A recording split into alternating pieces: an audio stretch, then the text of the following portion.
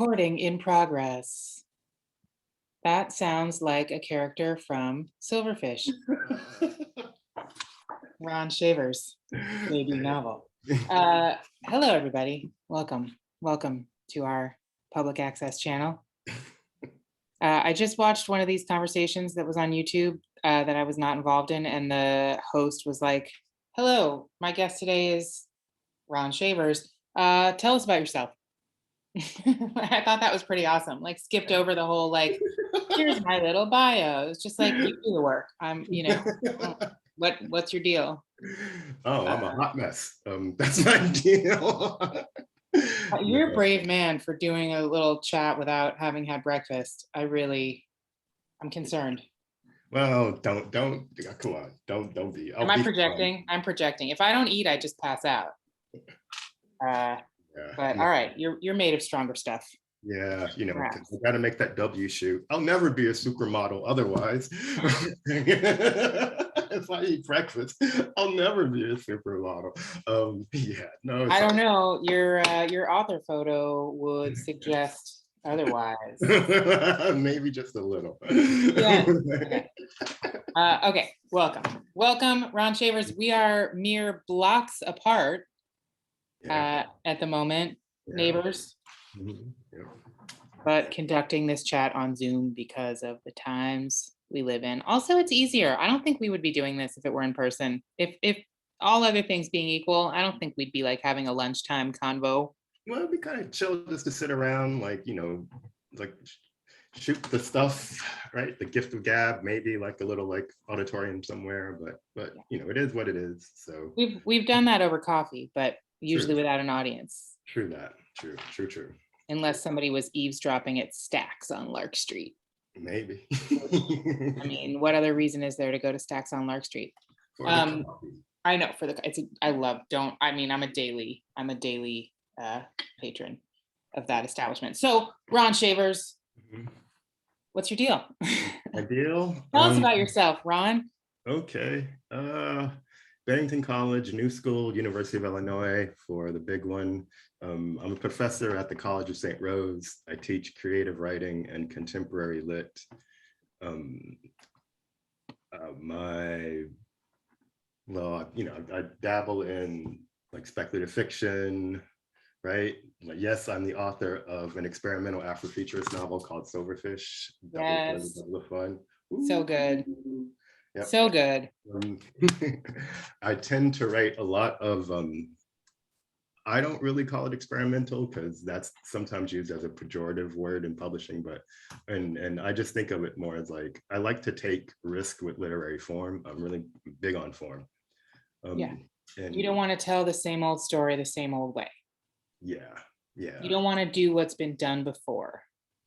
Or it's like it's not necessarily this drive towards having to be new, but more just like having it, seeing pretty much what a narrative can do and how it can be done. That's what kind of I like more than just like, oh, this is a story about like somebody and their puppy, right? Even though I do tell a lot of anecdotes and everything else. You let the form like lead the way. You let the form dictate how things unfold. Yes. Fun. Form. I think that makes it more fun as the writer, I think. Yeah. Kind of the opposite of paint by numbers. You sort of, it's a process of discovery. It's sort of like, I have nothing against like conventional stories. And like there's some people who just really do kick ass just like conventional stories. Danzy Senna, like Admission. Have you ever read that one? Like that's great. Even though, but sometimes it's just like, I appreciate it for what it is, right?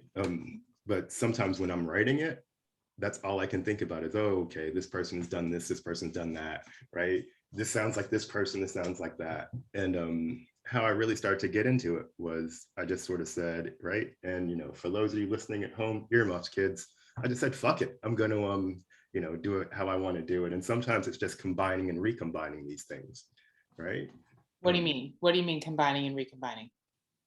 Like various sorts of structures, various kind of like, okay, I know this is sort of like this author or this is like that author, but or, you know, just sort of whatever pops in my head, you know, and just not saying like, oh, the reader needs a twist or, right? No, like, ooh, no. complication, problem, No. solve, yeah, right? No, like a more organic process where, you know, you're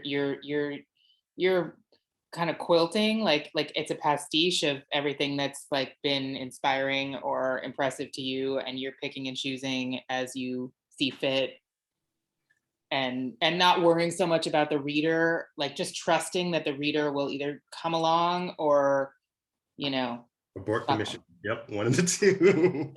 Right. Yeah. it's Like, like the opposite of pandering to the reader. It sounds yeah. I mean, although you know, I know every now and then one of the best pieces of writing advice I got was to sort of like, you know, like toss in a couple of fucking knock jokes every now and then or something like that. Right. You do that to great effect here. I love it. It's really good. Did you say that? Did I read an interview with you saying that somewhere? I feel like I've heard you say that. Maybe, you know. Yeah. What did I just read with you? Have you been doing a ton of no, it's in the dedication, I think, because Chris Mazza, yes, one of my you know, one of my professors at UIC, a great influence. She's a great writer, you know, and really like incredible compression. But, you know, sort of when I first, you know, it was always like every now and then I'm guilty of just like dime store philosophizing, right? You know, like, you know, deep thoughts with Shavers, right? But, you know, it's like, and she was like, this would be good if you just, you know, like lightened up a bit every now and then. And I was like, that's how I just took it of like, okay, yeah. Knock, knock, who's there? Fuck you, reader. Yeah. Yeah. You just got to temper it, like always be recalibrating so that you can get back to what you want to be doing. Like you can sort, it's like spoonful of sugar. Maybe a little bit. Molasses, maybe, right? Spoonful of molasses. Stevia, right? Spoonful of local maple syrup with artisanal small batch, very small batch honey, right? You know? It's the best for you. Nobody benefits from like mass produced honey from irradiated from some other continent. I mean, yeah, but you know, just in terms of process, I mean, I think you know, that's sort of like what is somewhat fun to me is like, you know, the process it's on its sleeve, like you can see it. Yeah, like, right. Itself, right. There's no artifice in the construction. It's like unspooling. It's all artifice, right? You know, all fiction is artifice, really. All right? fiction, well, or none. Yeah, I mean, I don't know. I was never a cyborg yet, but getting that you know of. That you know of. I mean, I love that element here, like the idea that, you know, the future past, is present, now. future, past, present. Yeah. Well, okay. I mean, what? Oh no, that's very much it. Like future, past, present, past, future, like all kind of mixed together. Like a future past is what the book takes place in. Yeah, the best kind. Fair enough. Time is an illusion. And like, you know, by the time anyone realizes that we're all cyborgs, it'll be too late. Nobody's like asking our permission. Just marches on. Instagram handle, where are you on social media right now? Everybody's like dot, right? Yeah. So how did you come to write this particular book? Because when I met you, you were working on something that sounded super different. Totally different, yeah. And like massive. Like, yeah. So tell me the story of that process and this coming to being. Well, I mean, this, like, you know, I was working on a big tome, right? I mean, that I might come back to. And it had to deal with the Haitian diaspora and Haiti, right? And then the earthquake happened, right? You know, and then sort of rebuilding after that and everything else. And it was just like, it kind of got away from me for a bit. And I just wanted to kind of just do something to take a pivot right? And, started writing this one, and this one was bigger too, but then I began to trim it down and down and down. And just like when I talk about compression, it's not that 600-page books or that's an exact, right? Let's take, say, like a 20-page story, right? Or a 15 or 20-page story. Oftentimes in a first draft, it might be 40, 35, and the author's looking, where can I cut? What can I do this? How can I, they're looking for the essential bits. Yeah. And I know someone distill it, that idea that art is subtraction, that it's not hard to spew out many words, like people who are like, I'm writing a novel in a month and I wrote my 1,000 words today. It's like, it doesn't matter if they're not the right words. Spewing is not the issue. Well, I just remember somebody, a critique was like, oh, I want to know what this world is. I want to know what it smells like, what blah, blah, blah. And I was like, no, you don't. You can get that in a sense, right? It's and you need all that. Maybe you can bring that. Maybe that's your job as the reader. Maybe you have your own intuitive. Un poco, right? Yeah, right? I didn't want to kind of do too much of that's sort of all the, I just want to give you enough to already see for what it is. How many kind of future dystopian things do we need to repeat the same kind of crumbling building in the corner, or just whatever, right? No, yeah, it's you already know. Boring. It's boring as the reader, I think, that kind of stuff. The kind of going through the motions. I feel like I can sort of smell that, in a book, and I'm just like, you're just filling pages, you're just killing more trees with shit that's been done before, it's man, I understand people, or I understand the impetus to okay, right, to please the reader or whatever, right? But I really believe that I believe in the power of the reader's imagination, the reader has power, right? And it's so I want to give them the agency to sometimes I purposely don't describe what a character looks like, and because I want them to give them the agency of just being able to kind of conjure up an image in their mind. It's called imagination. Yeah, it's like a muscle. If you don't use it, you lose it. And that's a scene for YouTube, right? No, it's like, it's not pandering. I have a really low tolerance for that vibe in a work of fiction. When I feel like I'm being over explained to, when I feel like I'm being sort of spoon fed, and it's like, I don't want that. I don't need that. But I guess everybody's different on their literary journeys. Well, just in terms of process, I'll reveal a secret, and that's yeah, well, I did write out all those expository bits, but I knew they weren't for public consumption, right? You did. Yeah, well, I wrote out kind of before the events in the novel, 50 years after, 500 years after, or whatever, just to let it inform me while I was going back. And this is after I had a draft, that's why I was doing stuff. But also it was just doing those is kind of pure exposition, just to kind of get it in my head, get something straight in my head, knowing that the reader's never gonna effing see this because I'm never gonna show it. And good luck trying to find it, kids, right? It's in a pirate treasure map somewhere in a cave with the Goonies. But yeah, right. So, but when we talk about compression and that kind of stuff and everything else, if you want to know what it looks like that's part of what it is you write stuff that people are never going to see. And you have the temerity as the author to strip it away, which takes a certain kind of resolve and will and mercilessness. And we get attached to our work, I think, even if we know that we're spinning our wheels, it's still, Yeah.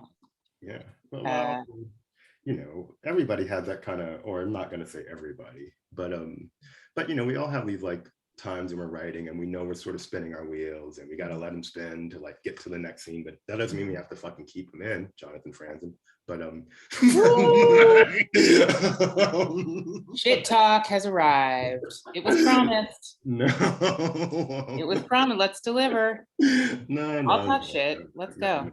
No, but I mean, you know, like there's always that one or two scenes where he starts talking about the weather, right? Yeah. Weather, but weather's like a stand-in for God. It's like impolitic to talk about God, so let's talk about weather instead. Ooh, haven't seen that one before though, right?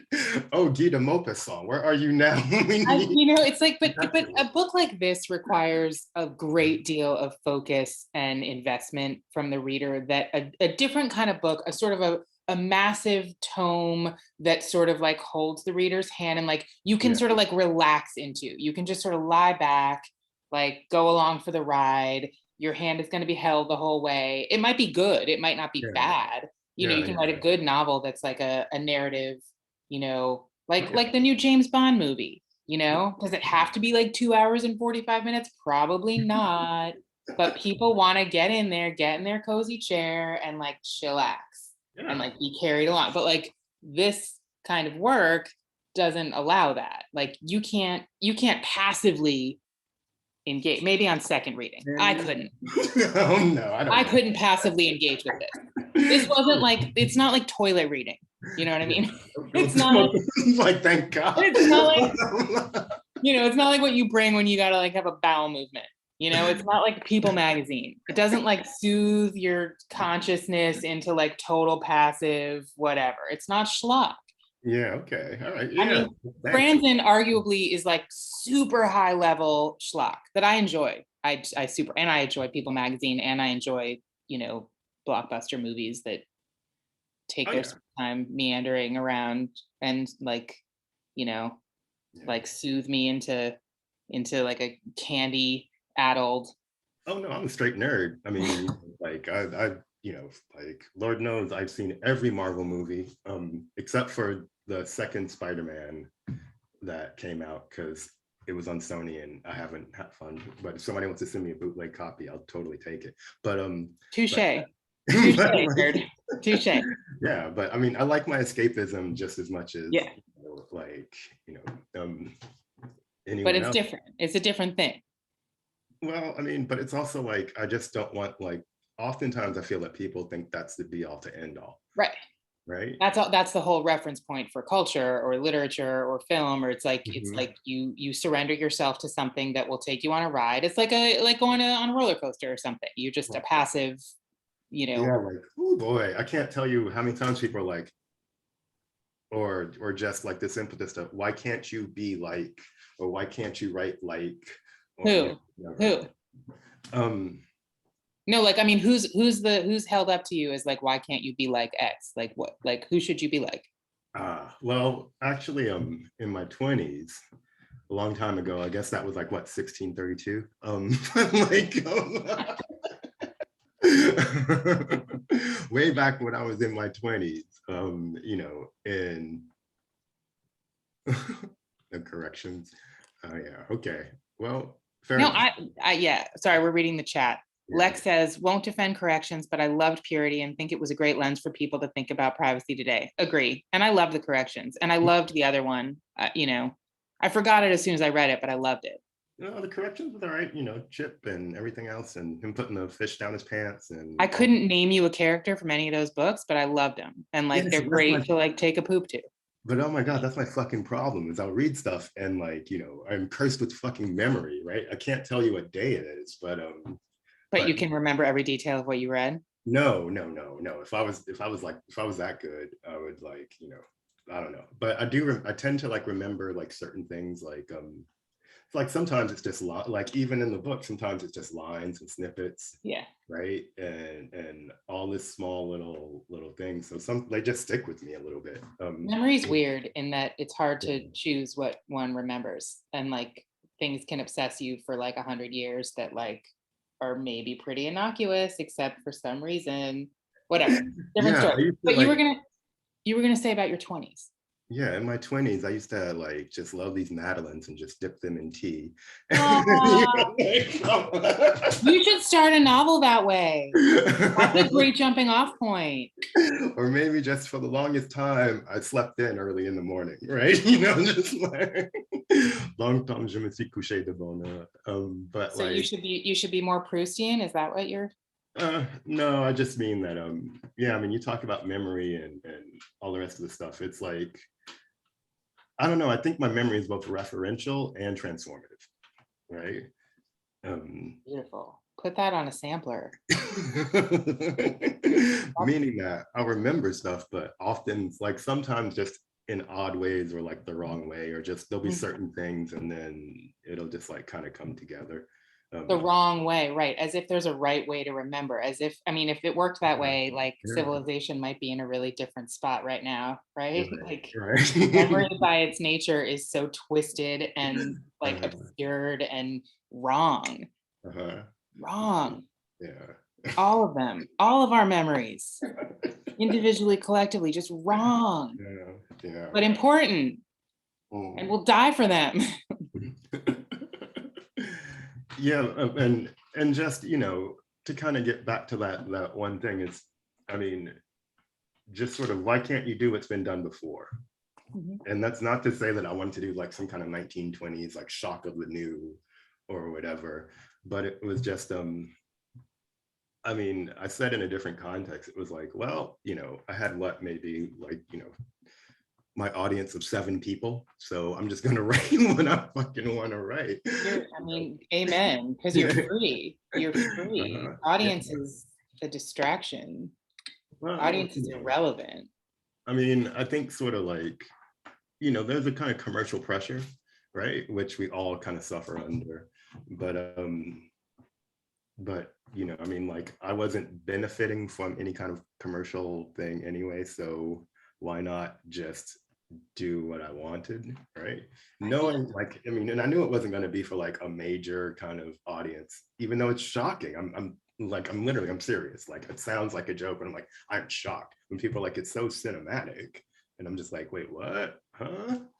What? But it's irrelevant. Like, you know, in the process of making this, like, or anything, first of all, anyone who thinks that like literature is the gateway to fame and fortune, like, throttling. Because, you know, I mean, okay, yes, it might work out that way once in a blue moon. It might work out that way after you're dead. Like, it well might. You don't know. Like, you could have like millions of people memorizing this shit 100 years after you're dead. Like, it's irrelevant though. Like, yeah. Well, it's even the biggest. Like, I mean, we talk about Franzen, but you know, people like the majority of the population couldn't pick him out of a fucking police lineup. Yes, right? Exactly. Yeah. Correct. And like for us, like writers and writerly people and readers, it's like, oh, Franzen. Well, you can't get any bigger than Franzen. Like, pick 10 people off the street, go to Washington Park right now and be like, excuse me, have you ever read anything by Jonathan Franzen? Do you know anything about his work? Like, I'm gonna wager that there would be one. Like, he was in the Iraq War, right? He was one of those guys, right? You know. Nope. Stacey Robinson says nope. Like, nope. Like, what do you mean? You agree or you disagree? No, he hasn't read Franzen, right? No.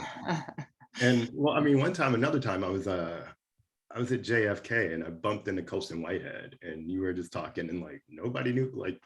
Of course not. Yeah, right. Well, he's been on 60 Minutes since then, so like 20 minutes after 60 Minutes, maybe. Didn't we have dinner with him at the old wine bar like 10 years ago? Yeah. That was a fun night. It was like 4 wine bar iterations ago. Because no small business can make a true long-term go of it in this fucking town. And there's your transformative memory right there. Here's a question for you. Albany question. Okay. How does living in this particular dystopian town, how does it affect how you told this story, or like what your conception of you know, futurism, dystopia? Any thoughts on that? Did Albany have any influence? Ooh, that's a good one. That's a really good question. It sort of did and it sort of didn't. I mean, like, I get the heck out of Dodge usually during the summer. And that's just because, you know, I'm in academia and I don't want to get sucked into doing like committee work during my off time, right? You know, think of the children. It's like, well, you know, but that said, I mean, there has been a kind of trend towards corporatization everywhere, even in education. And I'm not going to say too much before I get edu-canceled. Are you tenured? Yeah, I'm tenured. I can say you are. Yeah, yeah. But you know, it's like this trend towards like a kind of, you know, treating a student as the customer or the consumer, and we're here to deliver a model. Therefore, we have to make them happy and everything else. And I was thinking about this earlier, actually, because my mind just goes like all over the fucking place. But like, academia is one of those rare, for people who are in academia, or even people who are thinking about it, or even people who are like, I want to write so I can get a job at a college. It's like, no, you fucking don't. No, you don't. Yeah. Because academia is one of those rare kind of professions where the people that know the least about the field have the most control over it, right? Like, what I mean by that is, say, you know, well, I'm in an English department, and we all know English and literature and all the various things that are aligned with that quite well, right?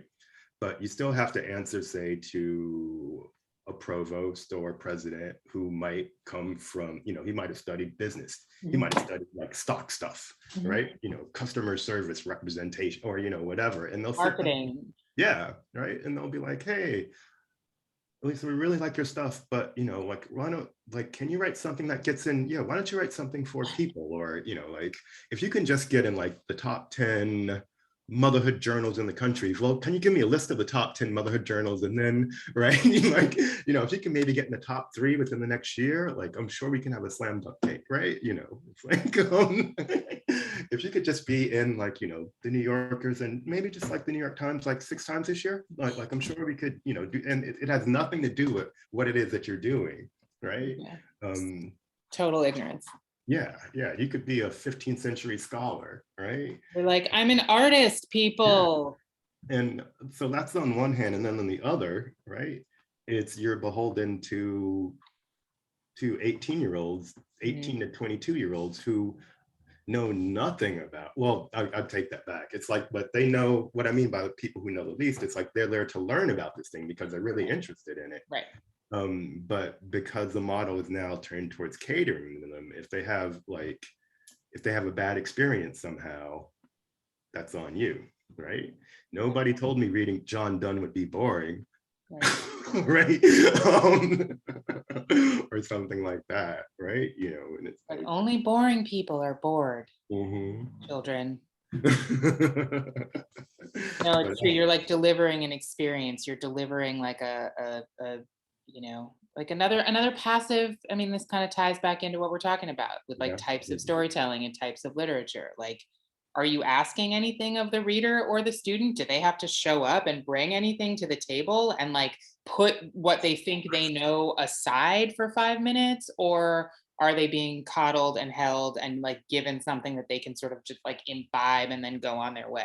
Well, that's one of the things in the book. It's like always people have all this received information, all this passive learning, all this passive knowledge. So they don't know shit, but they're just repeating the things that while the people in power kind of continue along, you know. You mean like what happens on social media 24/7? Maybe just you mean just reams of like received information with no context or discrimination in terms of what has value and what's ridiculous? And your brand has value. So if you just learn how to maybe influence your brand, right, then you can get some. Isn't the whole thing about, I mean, like branding, isn't it just like repetition? You just like say something enough times and then eventually it's real. But you know, you can be like a Kardashian, only different, right? I don't know, man. It's stupid, it's insane. But I mean, but that same kind of mentality is permeated into book publishing too. Yeah, oh, absolutely. You know, it's like just give me something easily digestible. I don't have to work too hard. I don't have to like challenge anything that I'm, you know, holding dear to. And so like make it look good. Yeah, like, and Well, go ahead, yeah. Just, you know, the optics, like summarize it for me so that I don't actually have to engage with it. Oh, I know what that's about. Oh, like give me your full like identification, you know, codes so that I don't have to then be engaging with like a complex mixed bag of a human. Well, because it's kind of like, I mean, I want to give a shout out to my press too, Clash Books, because, you know, like they were great. What's the deal? What's the deal with Clash Books? Tell me about Clash Books. They are, as the kids say, on the come up. If the kids, oh, as the kids say 15, 20 years ago, on the come up. But yeah, like they're a small press. They take a lot of risk with what it is that they do. Clearly. Yeah, their list is really, really interesting. It's like from like kind of horror and kind of gothic stuff to really kind of some deep philosophical things. And a few knock-knock jokes. Huh? Yeah, a few knock-knock jokes. A few knock-knock jokes, yes. Yeah. You need them. You need them. Yeah, there's actually a great book called 50 Barn Poems where it's just about barns, and they're hilarious, you know. Yeah, so there. Anyway. Who wrote it? Zach somebody or another. Zach somebody or other. This is what happens. This is literary notoriety. You become Zach somebody or other. That's your infamy. That's what you get for sweating blood and tears on the page. No. I bet Lex is gonna look it up right now and post it in the chat. Zach Smith. Oh yeah. Oh wait, didn't he do that big beautiful book of drawings to accompany? Wait, hold on. I need to look it up. No idea. This is great television. Hold on. Zach Smith. Zach with a like Z-A-K, right? Z-A-C. Okay, different Zach Smith. Okay. This Zach Smith is an artist who did Cooper Union, and he did we have it downstairs. It's awesome. What did he do? He illustrated showing what happens on each page of Thomas Pynchon's Gravity's Rainbow. Oh, it's wow, like a big visual. It's cool. Different Zach Smith. Okay. Give me a link of that. Your Zach Smith is Z-A-C. I know nothing about him, but yeah. What are you reading now? What you reading now? What am I reading now? Well, this. I just spent some really good quality time with this. For the second time, I read it for the first time when I received it in the mail with your delightful dedication. So what's here's hoping you enjoy this trippy book. I did. I really suck at doing those, just for what it's worth. That's great. That's the best. That's like, I mean, it was trippy and I enjoyed it. I've been really enjoying this. I just started the new Claire Vaye Watkins novel, which I like a lot so far. I loved Dara Horn's People Love Dead Jews. That really shook me in a good way. I like books that feel like they had to be written. I don't like books that feel like an exercise in like, I want to write a book. I want my name on the cover of a book, you know? Yeah. I like that sense of urgency and like, I might die if I don't write this book. Like, this is my lifeline. This is my, you know, last gasp. What are you reading? I just got I've been reading Susan Steinberg's Spectacle, her collection of stories. Yeah. That's just it's like it's really kind of blowing my mind. Yeah, like I mean, I read Machine, her other books, so I knew she was good. I mean, and I knew she was great, right? But yeah, but Spectacle is really just like, I mean, sort of what she's doing there is kind of amazing. And then there's I haven't read it yet. I mean, like I literally just got it yesterday. It's like, wait, where is it? It's right over here. Right. This just came out, Jackson Bliss by Nomi Press. It's called Counterfactual and Other Love Stories. I don't know it. It's I haven't had a chance to, I literally just got it yesterday, but I know the author and I've read his work before, right? And yeah, he's just great. I mean, I really love these sorts of stories that kind of play with language and put it together, especially like language and syntax. That's kind of where I've been going lately. You know, and just really sort of like deriving all this meaning from that more so than just these amazing, or, you know, than just like these, where everything has to be wrought. You know, everything has to be like rendered in this grand way. I'm not that, I'm dialing that back just to really sort of get it like this sort of like cerebral internal thing that just comes across through language. Yeah. You know? You're doing that so much here, and it's super rewarding. I thought it's the you know, the sentences, you know, the words. Good job, Ron, because as a writer, you're putting together great words in really nice words. I mean, it's, you know, it's like I'll take a good story or a good yarn or whatever, but like, I think call me old fashioned. I think a writer should be good at writing. Like the words should have special impact and import. I like them both, but I mean, but I mean, we're sort of like circling around the same thing here a little bit. But I mean, like it's like, but yeah, but some like I like to read and think at the same time. You can do both at the same time? Oh, fuck yeah, right? Like patting your head and rubbing your stomach? No, I just practice. Well, I mean, in the terms of like, well, because, you know, come on, don't front. I mean, like we both read like writers, right? Where you're like looking to see how the author's like kind of constructing the stuff, right? Yeah. And you know, how it's all kind of coming together. Yeah. And so, I mean, and that's like the fun part for me. It's like, you know, and I mean, don't get me wrong, I love like a good yarn, as you said, or like a rousing tale or whatever, as much as the next, but that's also, you know, why I'm watching like, you know, well, I'm waiting on Doctor Strange 2 or something like that. Right. Or whatever. And it's like, I can get into it, right? Yeah. And yeah, like when I like recognized games, when I see like some quality like short fiction or a really great story, I'm like, yeah, this is really great because it's sucking me in, as opposed to, you know, some of them which are just like, okay, I see, like, you know, I think after a while, if you read enough, you start to wonder where things are going, right? And you can kind of tell, right? Yeah. And you're like, okay, they're going to talk about this or they're going to talk about that, and you know, it's like, oh, and here comes the emotional play, right? It's plotting with D's, not T's. I feel like plotting and plodding are they sound alike and they feel alike. You know? Yeah. I remember being told as a student years and years ago that a writer writes in response to everything they've ever read.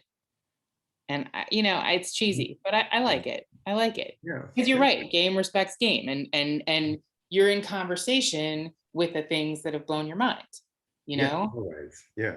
Yeah. And you're also in conversation with the things that are really boring and pedestrian and banal and derivative, because you're like, no, I don't want to do that.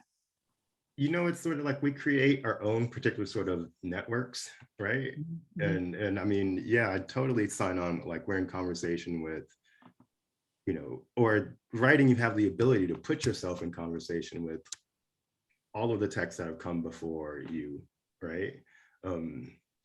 In whichever way you so choose. You know, it's that whole like E.M. Forster, imagine all these writers sitting around a room type deal, right?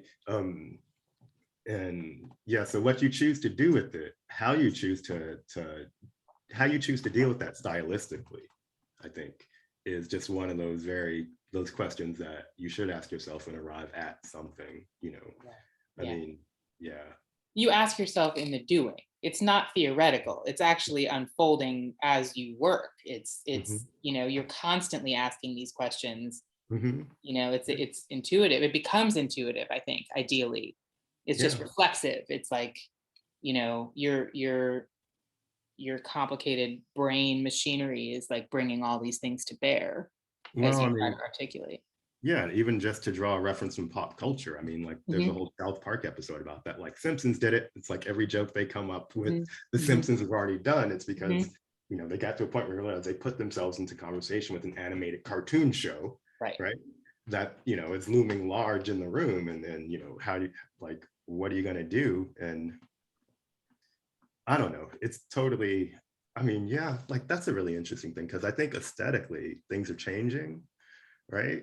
But well, I think like our generation, we very much sort of leaned into irony and just a sort of like referential thing, like, you know, I can't believe it's not Albany, right? You know, like for your work, right? You know, you know, all that kind of stuff, or just like upstate New York and, you know, the whole nine, right? Where, you know, we took it up, but I mean, and like, I don't know if that's still the case anymore. I mean, like. Is irony dead? You know, I don't see like, I mean, like, I ask myself that question sometimes because I mean, everybody is so frigging earnest, right? You know, about being earnest. And it's just like. Some of that social media, no? Yeah, but I mean, I have what, like, you know, like my Twitter feed says I never tweet. You can go ahead and like, you know, it's like, I've sent maybe like 4 in my entire life, and 2 of those were like from my butt, right? So it's just like. But do you like read Twitter? Like, do you like have an account so that you can hang out there and not tweet? No. Or you just have an account that sits there like rotting? The latter. On the Yeah, vine. like I might tweet like, you know, I might tweet like once a couple of years. Or I mean, you know. the medium is the message. I think there's just like a lot of writers in our generation and younger and older, I don't, whatever generation. That's a whole nother can of worms. I don't really, the idea of generations, but Twitter is like its own medium. Like there's writers who are Twitter writers. That's what they are. The way you might have been a newspaper writer, and then, you know, a century ago, or a blogger 15 years ago. It's like, you're a Twitterer. Like that's what, and maybe you might be like rocking it. Like maybe you're making a living. Maybe people are really like loving what you have to say and hanging on your every word. But you know, I don't know. I make a really kind of rough distinction, a little bit of a brutal distinction in my mind. Like people who are writing on Twitter are writing on Twitter. People who are like writing, you know, challenging literary works that like maybe 100 years after they're dead might be valuable, you know. But I mean, well, okay, yeah, but that's maybe like, maybe I'm just an old or whatever, but it's like, man, I ain't got time to hustle like that, right? Because that's a hustle. Because you want to make some work. Yeah, right. Like you can't hustle and make good work at the same time. You can't. Right. I'm just gonna go on record. You know what? Like, shoot me down if you want, but I'm gonna just that's put myself out there. You can do one or the other. Yeah, right. You know, and if the hustle is the work, then you're a fucking hustler. Right. And respect. I mean, hustlers have accomplished a lot in this world. You know, some of them are my ancestors. Like, respect. But I don't want to do that. Yeah, yeah. I don't want to do that. Although I guess sometimes there's the instinct to be like, wait, I have better ideas and opinions and tastes and things. Like I'm gonna fucking like plaster the world with them. No, I just don't know. Like social media is just totally lost on me. I mean, I'm trying to get better, but you know, like says the Afrofuturist experimental speculative writer. Baffled by social media. Yeah, right. You know, it's like, oh, like right. I don't know. I don't know what to tell you. I'm the wrong person to talk to. I don't know. I like bright colors and Instagram and like visual shit, and I don't know. But you ever try to put a link in Insta? It takes me like an hour to do a fucking Instagram post. Well, that's because you're an old, but I'm an old too. So yeah, you know. I don't know. And then I like fuck up the links or whatnot because you can't put links in. You got to put them in your bio, man. Whatever. Do you want a tutorial? Meet me at Stacks. Let's go. Nope. I'll be all right. You know, I'm gonna sit here and read these books the old-fashioned way, right? With paper and smell them and everything else. Paper, I'll never turn my back on paper. Oh my God, I tell my students, I'm like, you're a writer, like you should go in forest and trees should be pissing their pants, right? Like, you know, it's like that is part of your job, right? You know, oh man. And yeah, I know and now I'm canceled. Like, now the Greens are after, but no, I'm joking. But this is a safe space. Fair enough, right? Safe space. Print it out, like part of even that's to even go back to process. I print out stuff and I reread it and I reread it. It looks different on the page than it does on the screen. It looks totally different, yeah, because you start skimming on the screen too, you know, and everything else. I mean. The screen was good for the sort of typographical stuff that's in the book, right? Okay. And like the Yeah. different fonts and everything else, because I knew I needed a way to sort of render it all visually. Yeah. Right. And you know, that would have been a nightmare to do by hand, but yeah, right. It is quite cinematic.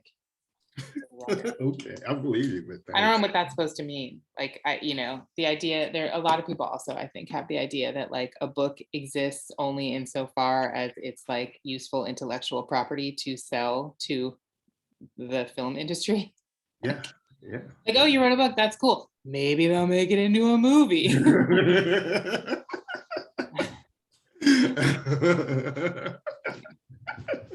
Oh Why yeah. else would you write a book? For all the fame, because writers get paid like athletes now, right? You know, like, And we are revered in similar ways. Yep. Yeah. Oh, we're just the most problematic fucks in the world, right? You know? I mean, as it should be, because it's like, it's not for the faint of heart. It shouldn't be something that like, you know, it's good. It's good that we're, you know, in the dustbin of history, because we can do interesting work that hopefully is only being done for its own sake.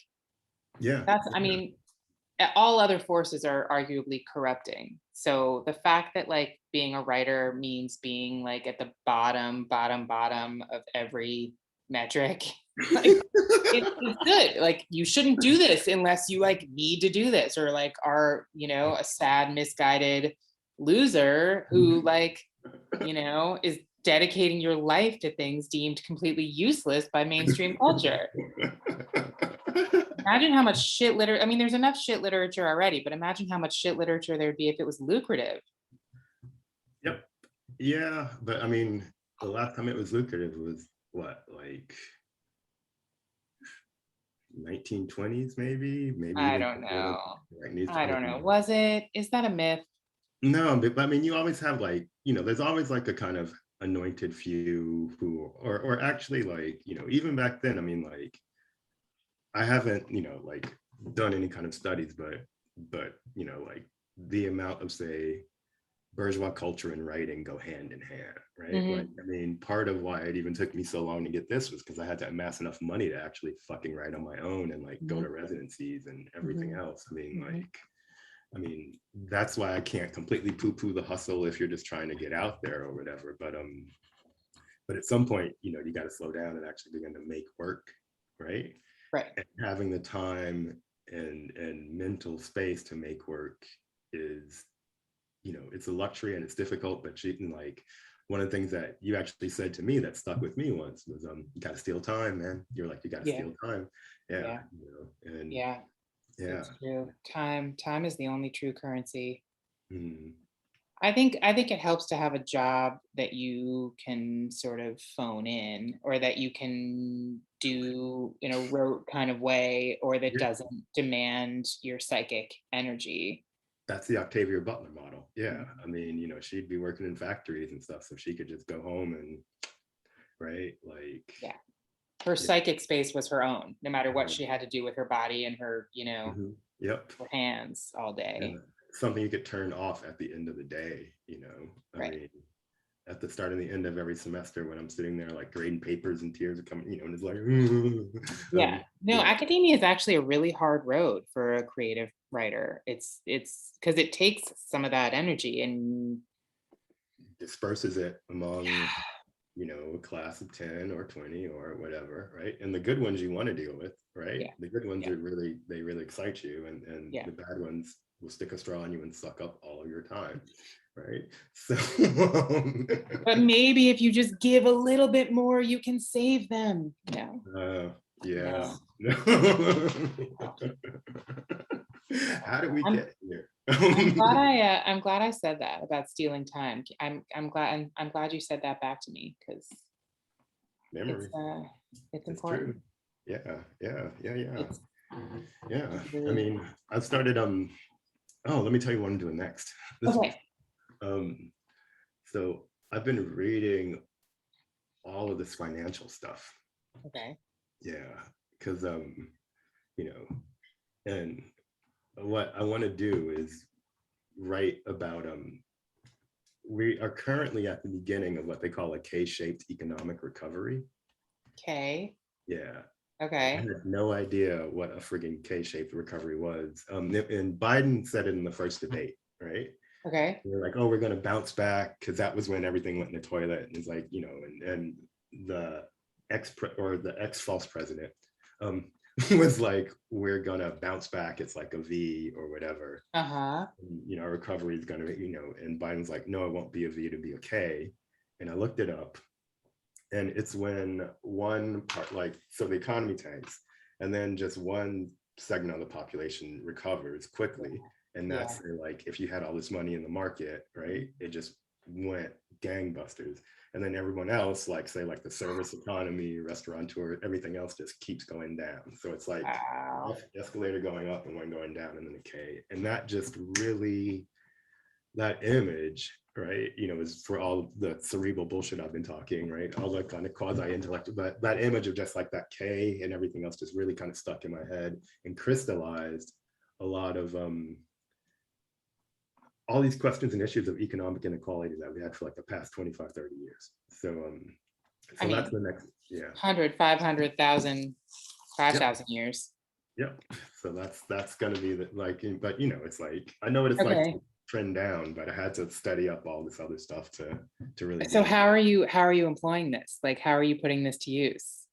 It took me a while, but I'm just gonna do a bunch of different voices at various different points. Yeah. Right. I mean, believe it or not, I just thinking about this a couple of weeks ago. I was like, should I reread Studs Terkel? Right. And yeah.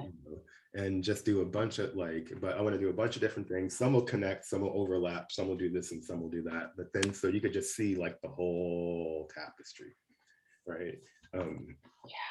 Yeah. So you're embarking on an epic, in other words. When have I ever not? Yeah, then I'll cut it down, right? I'll probably I'll overdo it and then tone it back down. But you'll see what it wants to be. Hey, it was my good friend Scam Likely who just gave me a call. Oh my God, say hi for me. Love that guy. I just found this, this Dr. Seuss piece. Dr. Seuss did a lot of children's books, but he also did capital A art. So he called this one The Economic Situation Clarified. Oh, wow, okay. This is circa 1950 something. But anyway, I'm sure his estate would be amenable to letting you use it for a book cover if you so. Yeah, send it that's to me. Really cool. Well, I hope you steal a shitload of time and fulfill all of your hopes and efforts. Super cool, right? And selfishly, I mean, I always feel really when I read a writer I love, I feel very greedy, and I feel okay, cool, you have a straight up duty to make more work and put it out there because you're good. Let's go, man. You owe it to us, the people. Okay. You can't keep this kind of high level quality from us. We are deserving. What about my car warranty that's near to expire and I just need to call them back, right? I hate that shit. I really hate that shit. The life shit, really. No, that's my friend Scam. But hang on for 1 second. I want to show you something. Ooh. What's it gonna be? What's it gonna be? Do do do do do do do do do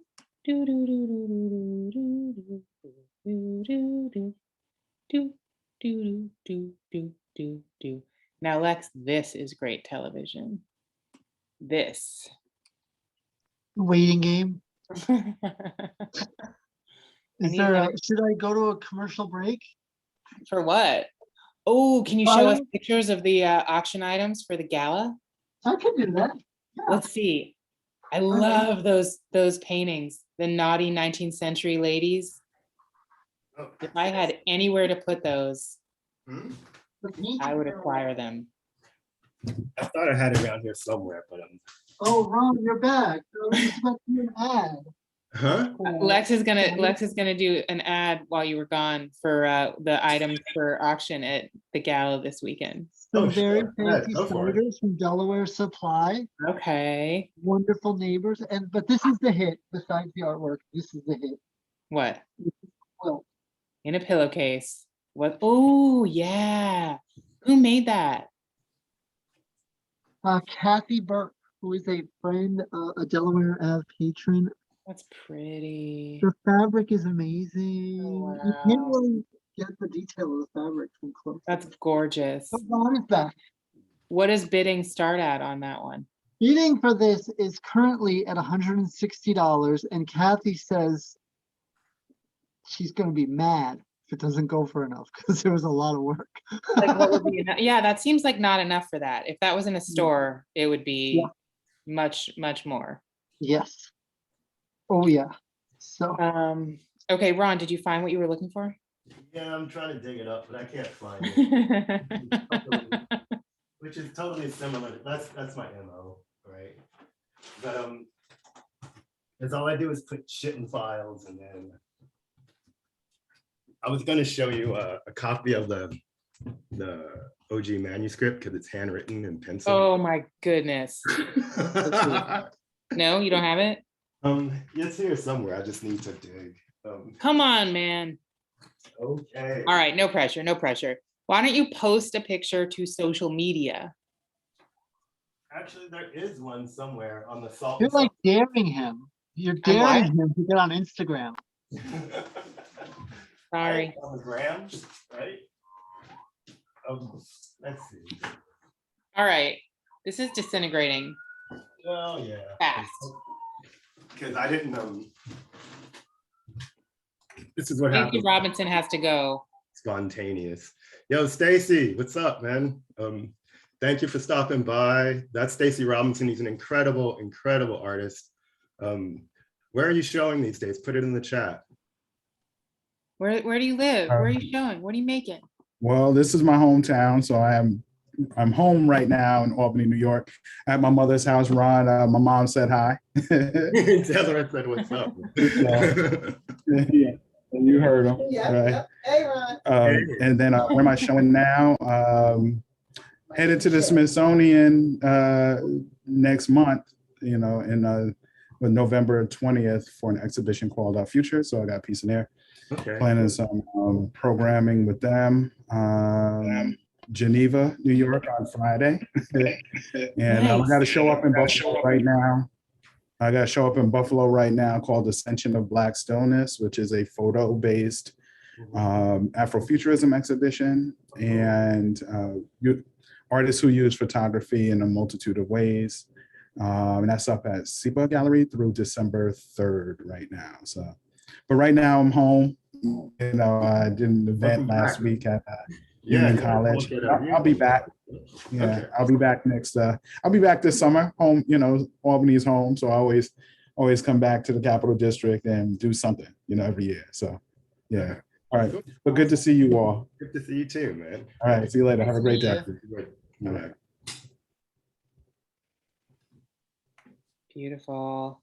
Wow. All right. Well, Lex is going to unmute everyone. If anyone has any questions for Ron, now's your chance. This is just sort of an example of what like shit looks like. Oh wait, bring it a little closer. Let's see. Bring it a little closer to the camera. A little closer. A little closer. Wow. That's all work. Yeah, you know. Awesome. Love it. It takes a long time, but you know, I mean, like writing's not an immediate thing. You're not supposed to have an immediate like whatever. No, it's the opposite. It's so the opposite. Yeah. So it's endeavors in art require great patience. Somebody said that. All right. Any questions? Questions? Ron, do you have any questions for yourself? Ron, why are you like this? Like, why can't you find Why are you like that's the best possible question to ask yourself. All right. Well, I hope you go have an epic bowl of savory oatmeal with a nice egg on top. Yeah, I gotta find my manuscript. We were talking